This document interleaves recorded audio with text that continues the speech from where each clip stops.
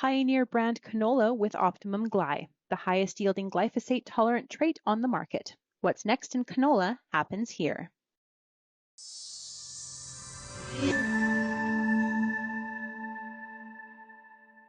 Welcome back to Real Ag Radio and RealAgriculture.com. Joining me now is Ryan Kehrig. He's the National Leader, Agriculture Tax with MNP. Ryan, how are you? I'm very good, thank you. How about yourself? I'm doing well. And thank you for saying yes on this one. So this is kind of a fun conversation that we've been having at Real Ag. There's been some online discussion, and so I wanted to get some details on this. So as background for everybody listening, we posed the question a few weeks ago.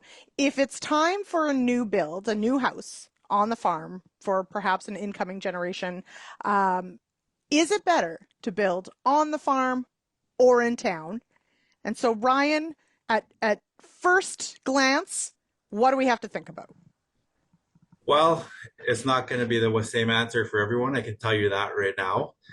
There's a lot of soft skills that would need to go in that, but like where I would really focus for my expertise and my background is the financial ramifications of one way or the other, and what may make sense for your operation here. Like I can come at it from the tax perspectives and what you need to think about, but ultimately it's a bigger family discussion on where that next house should be.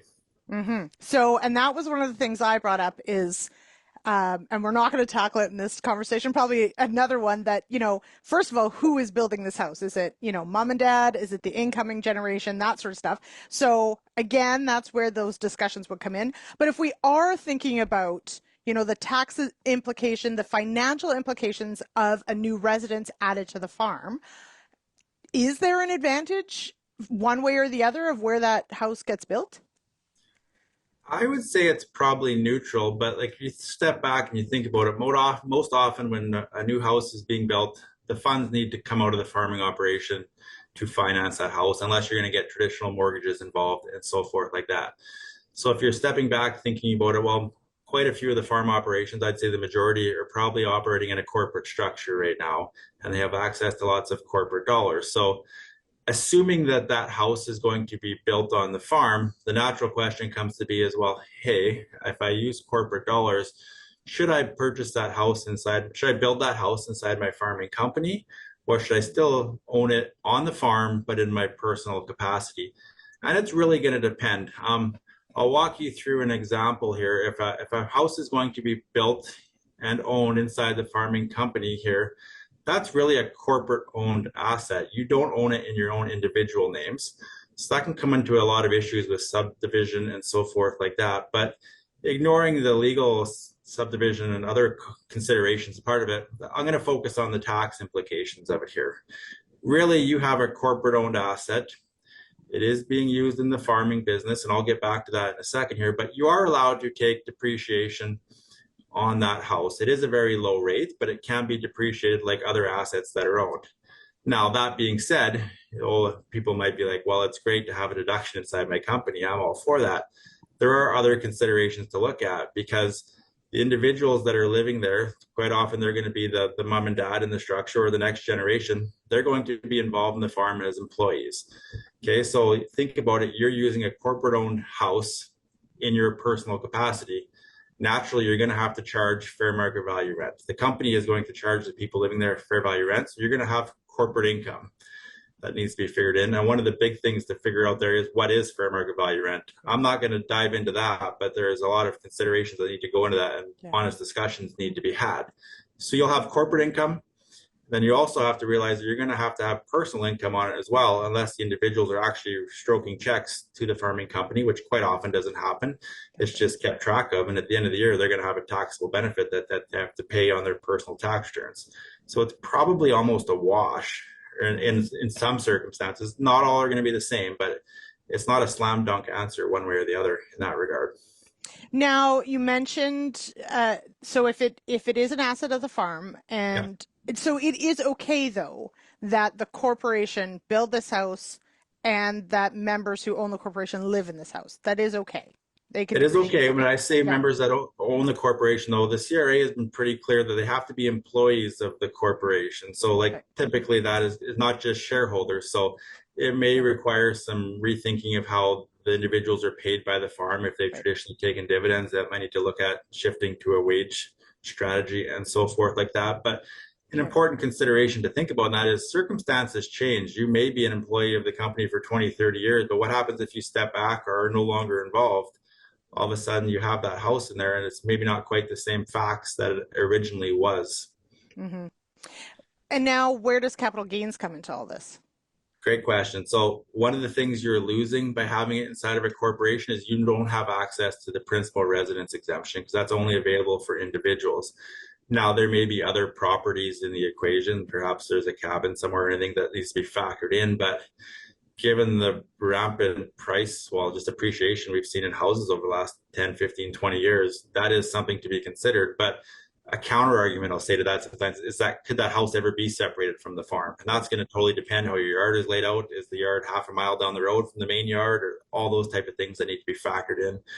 We will sometimes see this in dairy structures, for example. It's very hard to separate a dairy house out from the operations. And if that dairy ever was to sell, the house is going to go with it, lock, stock, and barrel, just by the nature of it. So once again, it kind of depends on a lot of circumstances. But you touch on something interesting there, Lindsay, with the capital gain. I'll take it one step further and talk about the lifetime capital gain exemption. Yeah. If that house is inside of a farming company, it's considered to be an asset of the farming company. So I've talked about this in other segments before, but in order for shares to be transferred or roll over to the next generation, or if the assets were ever to be sold and use your lifetime capital gain exemption, 90% of the fair market value of the assets inside the company need to actively be used in a farming operation. So that house, provided the right circumstances are met, would be considered to be a good asset, but that could change year to year or as the farm progresses through its life cycle. So it's just something to consider and be on top of. So once again, I hate to use this as a crutch, but it's kind of, it depends on where you at type in your farm planning. Right. So, but it's a good point that you bring out. Let's say it's a 10-year, 15-year timeline, that perhaps the situation when the house was built and the people that moved into it at the time were employed by the corporation and everything worked. But if that situation were to change, that structure may need to be looked at because it may not meet that threshold.